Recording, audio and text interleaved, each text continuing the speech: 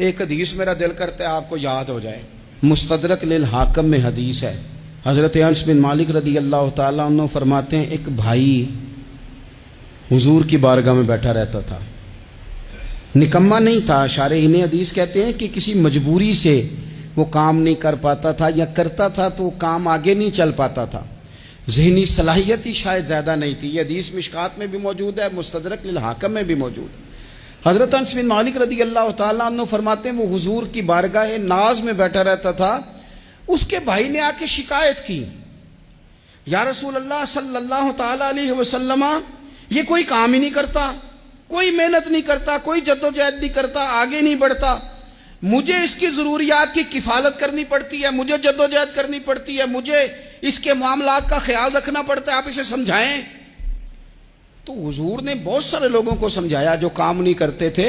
हमें सियासत में वो हदीस भी मिलती है जिस बंदे को नबी पाक सल्लल्लाहु अलैहि वसल्लम ने कहा था कि तेरे पास जो भी घर में है ला, तो वो प्याला और कंबल लाए थे, हुजूर ने बेच के कहा था जा कुल्हाड़ा खरीद के ला और लकड़ियां काट के तो बेच के अपना और अपने घर वालों का पेट पाल। ये सारी बातें अपनी जगह पर यहां नबी पाक ने एक रूहानी मसले का हल भी बताया। अल्लाह के महबूब अलैहिस्सलाम से अर्ज की, हुजूर ये यहीं बैठा रहता है और सारे ही काम मुझे करने पड़ते हैं। तो हुजूर ने नजर मुबारक उठा के भाई की जानिब देखा जो भाई का शिकवा कर रहा था।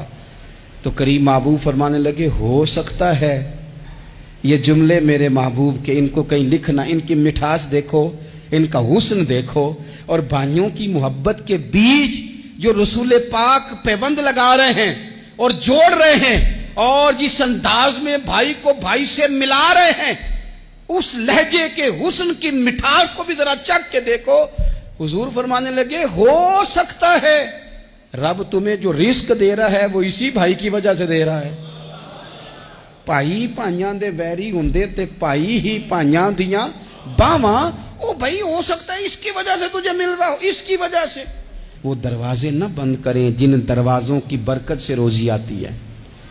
कभी भी वो काम ना करें जिन कामों की, अगर आपको कल तक बरकत थी, कल तक काम ठीक चल रहा था, कल तक निजाम बेहतर था, और आज आपको महसूस होता है कि कहीं कमजोरी आ गई है, कहीं हालात उस तरह के नहीं रहे, तो फिर आप गौर करें कहीं ऐसा तो नहीं किसी गरीब का आपके घर से रिस्क जाता था और आपने बंद कर दिया, किसी की मदद होती थी आपने बंद कर दी, किसी के साथ शफकत होती थी आपने बंद कर दी, कोई शख्स आपकी वजह से तसल्ली में था और फिर आपने उसे तकलीफ में डाल दिया।